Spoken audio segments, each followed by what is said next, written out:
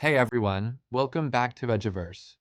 Imagine a fighter screaming like a hawk, dismantling enemies, or a gunman sliding down a banister, cool as ice. A man whispering secrets to ancient ruins, his eyes full of pain. A woman gliding through rain-soaked streets, her elegance hiding longing. These moments are etched in our brains, the heart of Hong Kong cinema's golden era. But what if that's just the surface? Today, we're diving deep into the unseen sides of Bruce Lee, Maggie Cheung, Tony Leung Chiu-wai, and Chow Yun-Fat. Not the myths, but the real people. Stick around, this might change how you see your favorite films. Let's jump in. First, a quick rewind to set the stage. Hong Kong cinema exploded from the 70s to the 90s, with non-stop action, romantic melancholy, and genre-bending magic.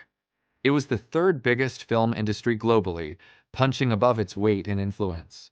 Directors like John Woo and Kar-wai created worlds, but at the center were the stars. In this fast-paced industry, actors were brands, typecast into personas like the invincible martial artist or the glamorous beauty.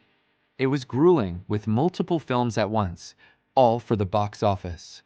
Scholars called it a star system where personas ruled. But our four icons transcended this with inner depths most fans never see. Why does that matter? Understanding their private worlds unlocks the true magic of their work. Let's start with the dragon himself. Bruce Lee, the name alone conjures flying kicks and that iconic yellow tracksuit. He was a martial arts god, breaking barriers in Hollywood. But Bruce wasn't just a fighter, he was a philosopher, a thinker whose mind was as sharp as his fists. His personal library had over 2,500 books, covering Eastern wisdom, Western psychology, and esoteric subjects.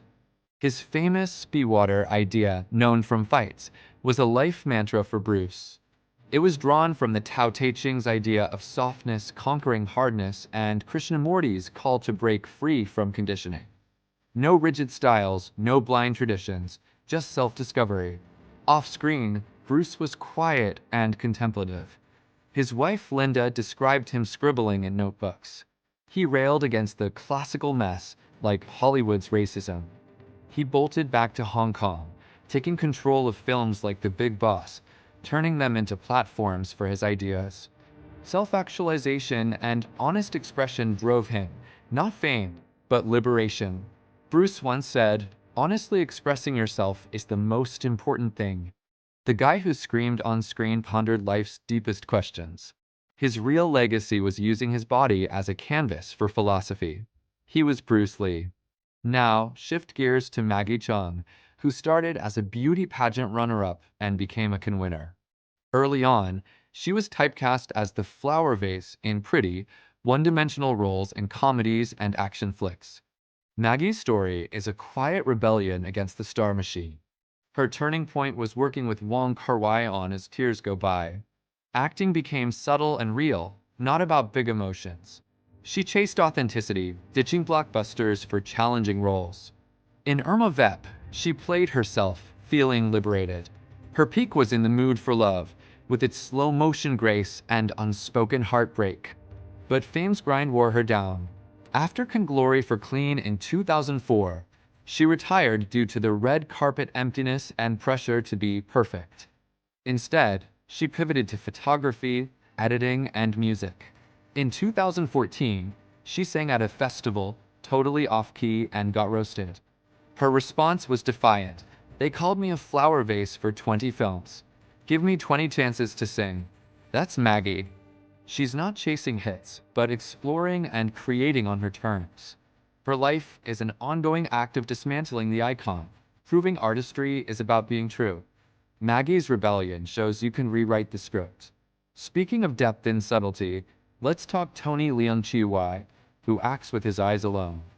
On screen, he's magnetic, but off-screen, he's shy, introverted, and a man of few words. His tough childhood taught him to bottle emotions, which became his superpower of silent communication. No drama school for Tony, his method is pure introspection. Kar-wai gives him a song or photo, and Tony absorbs the mood alone. He says, "I don't act. I use what's inside me." His roles, like in The Grandmaster, thrive on what's unsaid. In life, he's all about solitude, loving reading and sailing alone. He once flew to London to feed pigeons when down, then flew back the same day. He recharges in quiet observation, dodging fame for complex characters. Tony's gaze pulls you in because it's real, drawn from a lifetime of watching the world. In a noisy industry, his silence is revolutionary. How much power is in what we don't say? Last but not least, Chow Yun-Fat, the ultimate cool guy. Trench coat, matchstick in mouth, he defined heroic bloodshed, owning the 80s and 90s from the killer to crouching tiger. But the real Chow is humble to the core, shaped by growing up poor on Lama Island. Despite billions, he lives simply. He's spotted on the subway, haggling at markets, and used an old Nokia. Fans share stories of his kindness, treating everyone equally. No pretense, just kindness. His philosophy is gratitude over greed. The money's not mine, I'm keeping it safe. And he meant it. In 2018, he pledged his entire fortune to charity after death, stating, "My dream is to be happy and normal. The hardest thing isn't earning money, but living simply." This mirrors his on-screen heroes sacrificing for honor, but in real life, it's radical generosity. Chow shows fame can amplify goodness. So, what ties these legends together? A chasm between persona and person. Bruce's fury hit a thinker, Chow's swagger, a humble everyman, Tony's intensity, a quiet observer, Maggie's glamour of a rebel artist. They navigated fame's pressures by anchoring in inner philosophies, self-actualization, authenticity, introspection, simplicity. Their art was a dialogue with their values. Their quiet rebellion was against typecasting, objectification, and excess. In Hong Kong's cutthroat industry, they preserved their cores, proving true legacy comes from integrity. These icons are human blueprints for living with purpose. Bruce taught us to flow like water. Maggie, to chase real creation. Tony, the power of silence. Chow, that giving beats hoarding.